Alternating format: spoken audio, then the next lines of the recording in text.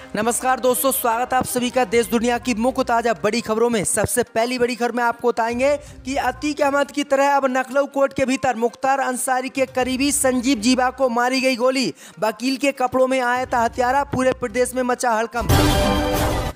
उत्तराखंड से मुसलमानों को निकालने का हिंदुओं ने किया ऐलान, मुसलमानों के खिलाफ जारी किए पोस्टर, बड़ा तनाव। पहलवानों का यौन शोषण करने वाला बीजेपी सांसद होगा गिरफ्तार, दिल्ली पुलिस पहुंची घर। उड़ीसा ट्रेन हादसे के बाद अब जाजपुर रेलवे स्टेशन पर ट्रेन से कटकर 6 मजदूरों की मौत, बैठे थे मालगाड़ी के नीचे। किसान नेता राकेश टिकैत ने मोदी सरकार को दी चेतावनी, बोले एमएसपी लागू नहीं हुई तो पूरे देश में करेंगे धरना प्रदर्शन। नागालैंड में अब खुलकर बिकेगा कुत्ते का मांस, गुवाहाटी हाई कोर्ट ने हटाया सरकार का प्रतिबंध। तो दोस्तों, सभी खबरों को आपको विस्तार से बताएंगे, वीडियो को अंत तक जरूर देखें। इसी बीच बढ़ते दोस्तों अगली खबर की ओर, तो अतीक अहमद के बाद अब नखलऊ कोर्ट के भीतर मुख्तार अंसारी के करीबी को मारी गई गोली। वकील के कपड़ों में आया था हत्यारा, पूरे प्रदेश में मचा हाहाकार। जब दोस्तों आपको बता दें कि अतीक अहमद की तरह अब उत्तर प्रदेश में और घटना सामने आई है।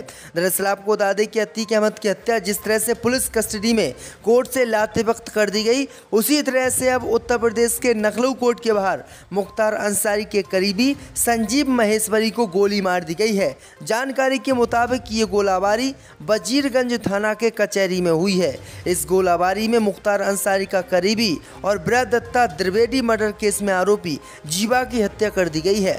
बताया जा रहा है कि हत्यारा वकील के कपड़ों में आया था। इस गोलाबारी में एक बच्ची समेत 3 लोग घायल हुए हैं, जिसमें एक पुलिसकर्मी भी शामिल है। जो बच्ची घायल हुई है उसका नाम लक्ष्मी बताया जा रहा है, वह 1.5 साल की है। घायल सिपाही का नाम लाल मोहम्मद है। सिपाही के पैर में गोली लगी है।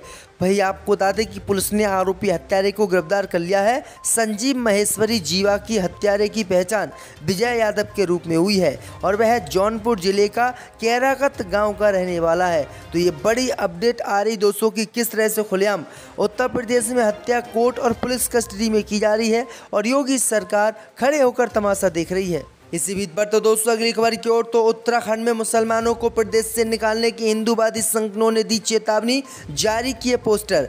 दोस्तों आपको बता दें कि उत्तराखंड के उत्तरकाशी जिले में लव जिहाद का मामला सामने आने के बाद तनाव का माहौल है। यहाँ हिंदूवादी लोग प्रदर्शन कर रहे हैं और मामले को लेकर अपना विरोध जता रहे हैं। इसी बीच उत्तरकाशी के बाजारों में एक पोस्टर के कारण हड़कंप मच गया है। दरअसल आपको बता दें कि सोमवार देर रात को इलाके के बाजारों में मुस्लिम समुदाय की दुकानों पर पोस्टर लगाए गए हैं, जिनमें मालिकों से 15 जून तक अपनी दुकानों को खाली करने की धमकी दी गई है और ऐसा ना करने पर परिणाम भुगतने की चेतावनी हिंदूवादी संगठनों द्वारा दी गई है। शहर की कई दुकानों पर इस तरह से पोस्टर चिपका दिए गए हैं। इन पोस्टरों और लोग के विरोध की तस्वीर और वीडियो सोशल मीडिया पर तेजी से वायरल हो रही है। मामले का संज्ञान लेते हुए पुलिस ने जांच शुरू कर दी है और दुकानों से पोस्टर हटवा दिए हैं। तो ये बड़ी अपडेट आज दोस्तों कि किस तरह से हिंदू संगठन खुलेआम मुसलमानों को प्रदेश से निकालने की बात कर रहे हैं। इसी बीच बढ़ते दोस्तों अगली खबर की ओर, तो बीजेपी सांसद ब्रजभूषण शरण सिंह को गिरफ्तार करने के लिए दिल्ली पुलिस पहुंची उनके घर। दोस्तों आपको बता दें कि दिल्ली पुलिस की टीम रात पहले नखलऊ और फिर गोंडा में बीजेपी सांसद ब्रजभूषण के आवास पर पहुंची। दिल्ली पुलिस की टीम ने दोनों जगहों पर घर में काम करने वाले लोगों के बयान दर्ज किए, उनका नाम पता नोट किया है। भारतीय कुश्ती संघ के निवर्तमान अध्यक्ष ब्रजभूषण शरण सिंह के खिलाफ पहलवानों ने जो यौन शोषण का केस दर्ज कराया है, उसमें दिल्ली पुलिस ने कार्रवाई तेज कर दी है। भाजपा सांसद ब्रजभूषण शरण सिंह के घर दिल्ली पुलिस पहुंची हुई है। सोमवार को दिल्ली पुलिस की टीम पहले नखलऊ और फिर गोंडा में बीजेपी सांसद ब्रजभूषण शरण सिंह के आवास पर पहुंची। दिल्ली पुलिस की टीम ने दोनों जगहों पर घर में काम करने वाले लोगों के बयान दर्ज किए, उनका नाम पता नोट किया। इसमें बीजेपी सांसद के ड्राइवर, नौकर और बाकी कर्मचारी हैं। दिल्ली पुलिस की टीम ने 15 से ज़्यादा लोगों से पूछताछ की, सांसद की वर्किंग रवैये को लेकर सवाल जवाब किए। तो ये बड़ी अपडेट आई दोस्तों कि बीजेपी सांसद अब कभी भी गिरफ्तार हो सकते हैं। इसी बीच बढ़ते दोस्तों अगली खबर की ओर, तो उड़ीसा के बालासोर के बाद अब जाजपुर रेलवे स्टेशन पर ट्रेन से कटकर 6 मजदूरों की मौत, बैठे थे मालगाड़ी के नीचे। दोस्तों आपको बता दें कि बालेश्वर ट्रिपल ट्रेन हादसे के बाद बुधवार को फिर एक बड़ी दुर्घटना ट्रेन से हो गई है। जाजपुर रोड रेलवे स्टेशन पर एक मालगाड़ी की चपेट में आने से 6 मजदूरों की मौत हो गई और 2 अन्य घायल हो गए। दरअसल आपको आपको बता दें कि घायलों का इलाज अस्पताल में कराया जा रहा है। दरअसल आपको बता दें कि ये घटना उड़ीसा के बालासोर जिले में दुखद ट्रिपल ट्रेन दुर्घटना के 5 दिन बाद हुई है, जिसमें 288 लोग मारे गए हैं और 1200 से अधिक घायल हैं। वहीं आपको बता दें कि मजदूर मालगाड़ी के नीचे बैठकर आराम कर रहे थे। अचानक मालगाड़ी चल पड़ी, जिसके बाद मजदूर घायल हुए और उन्हें मालगाड़ी से नीचे नहीं निकल मिला, जिसके बाद उनकी कटकर मौत हो गई। तो ये बड़ी अपडेट आ रही दोस्तों। इसी बीच बढ़ते दोस्तों अगली खबर की ओर। तो नागालैंड में अब खुलकर बिकेगा कुत्ते का मांस, गुवाहाटी हाईकोर्ट ने हटाया सरकार का प्रतिबंध। जब दोस्तों आपको बता दें कि भारत के पूर्वोत्तर राज्य नागालैंड में कुत्ते के मांस पर लगे प्रतिबंध को गुवाहाटी उच्च न्यायालय ने हटा दिया है। इसी के साथ नागालैंड सरकार द्वारा जारी किया गया आदेश, जिसमें कुत्ते के मांस की बिक्री और खपत पर प्रतिबंध रद्द हो गया है। गुवाहाटी हाईकोर्ट की कोहिमा पीठ ने यह फैसला सुनाते हुए राज्य सरकार के 3 साल पुराने फैसले को रद्द कर दिया है। दरअसल आपको बता दें कि अदालत ने कहा है कि क्या भारतीय खाद्य सुरक्षा और मानक प्राधिकरण ने अपने अगस्त 2014 के परिपत्र को जारी करके अपनी प्रतियोजित शक्तियों से परे काम किया है, जिसमें कहा गया है कि कुत्ते का मांस ना तो कोई यहाँ बेच सकता है और ना ही उसे कोई खा सकता है। तो इस पर कोर्ट ने फैसला देते हुए अब नागालैंड में खुलेआम कुत्ते का मांस बेचने और कुत्ते का गोश्त खाने से जो प्रतिबंध सरकार द्वारा लगाया गया था उसे हटा दिया। यानी अब नागालैंड में कोई भी कुत्ते का मांस बेच सकेगा और कोई भी खा सकेगा, इस पर कोई रोक नहीं होगी। इसी बीच पर तो दोस्तों अगली खबर की ओर। तो एमएसपी लागू नहीं हुआ तो पूरे देश में करेंगे धरना प्रदर्शन, किसान नेता राकेश टिकैत की चेतावनी।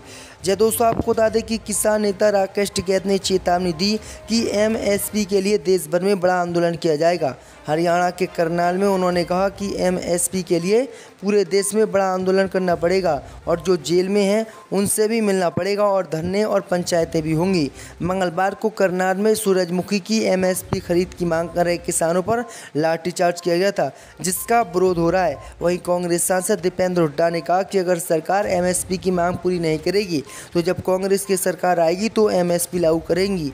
कल हरियाणा में किसानों ने नेशनल हाईवे 9 को जाम कर दिया था, जिसकी वजह से गाड़ियों की लंबी लंबी कतारें लग गई और लोग के आने जाने में दिक्कत हुई। तो ये बड़ी अपडेट आ रही दोस्तों। इसी बीच पर तो दोस्तों अगली खबर की ओर। तो मुख्तार अंसारी के बेटे अब्बास अंसारी को इलाहाबाद हाई कोर्ट से राहत समन जारी करने का आदेश रद्द। जय दोस्तों आपको बता दें कि इलाहाबाद हाई कोर्ट ने मुख्तार अंसारी के बेटे अब्बास अंसारी व 2 अन्य के खिलाफ धारा 171H के तहत अपराध का संज्ञान लेकर सम्मन जारी करने के मजिस्ट्रेट के आदेश को अवैध करार देते हुए उसे रद्द कर दिया है। साथ ही एजीएम मऊ को आदेश मिलने के बाद 2 सप्ताह में कानून के तहत संज्ञान आदेश का निर्देश दिया है। ये आदेश न्यायमूर्ति राजीव मिश्रा ने अब्बास अंसारी व अन्य की याचिका पर दिया है। सुनवाई के दौरान अब्बास अंसारी के अधिवक्ता उपेंद्र उपाध्याय ने कहा कि मजिस्ट्रेट को विभिन्न धाराओं में दाखिल पुलिस चार्जशीट पर संज्ञान लेते हुए नई धारा जोड़ने या घटाने का क्षेत्राधिकार नहीं है। मजिस्ट्रेट ने आईपीसी की धारा 171H के तहत संज्ञान लेकर सम्मन जारी किया है। पुलिस ने अपनी चार्जशीट में मऊ कोतवाली में दर्ज एफआईआर की विवेचना कर धारा 171F और 188 का उल्लेख किया है, जिससे धारा 171H में संज्ञान लिया गया है, उसका उल्लेख चार्जशीट में नहीं है। ऐसे में संज्ञान और सम्मन आदेश अवैध होने के कारण निरस्त किए जाते हैं। यकीनी तौर पे आप मेरी बात तो पूरी सुन लें, बाद में सवाल किया करिए। जब इसकी जिम्मेदारी किसकी है? सरकार से टैक्स लेने के लिए? क्या सरकार की जिम्मेदारी नहीं है कि गरीब को उसके आदर के साथ अंतिम संस्कार कर दिया जाए अगर किसी के पास पैसा नहीं है तो? सरकार ने लाखों करोड़ों रुपया फंड का, हम लोगों का, इसका उसका काटा गया है, वो उस पैसे का हिसाब देने को तैयार नहीं है, गरीब को लकड़ी देने को तैयार नहीं है। आखिर हो क्या रहा है? सरकार को अपनी जिम्मेदारी निभानी चाहिए और इसकी पूरी जिम्मेदारी सरकार की थी, लेकिन ऐसा नहीं हुआ। हमें कहते हुए शर्म आती है कि हमारे भारत में ऐसे हालात भी गुजरे हैं जहाँ बेटे को बाप ने नदियों में बहाया हो और कुत्तों ने उसके सामने खाया हो। अभी जो सरकार ने, उत्तर प्रदेश की जो योगी सरकार है, उन्होंने एक ऐड छपवाया था, उसमें एक फ़ोटो जो है बंगाल के हाईवे का लगा दिया था, दूसरी फ़ोटो अमेरिका की एक कंपनी की लगा दी थी। तो क्या सरकार वास्तव में उत्तर प्रदेश में विकास नहीं किया या फिर विकास के नाम पर लोगों को धोखा दे रही है? विकास किया होता तो उसकी फ़ोटो लगाते। वो तो ये समझ रहे हैं बेवकूफ़ लोग हैं, भोले भाले लोगों को बेवकूफ़ समझ रहे हैं। उन्होंने ये फ़ोटो लगवा दिया। हो सकता कल को ताजमहल का लगवा दें कि उत्तर प्रदेश की सरकार ने बनाया है इसे, इनका क्या भरोसा।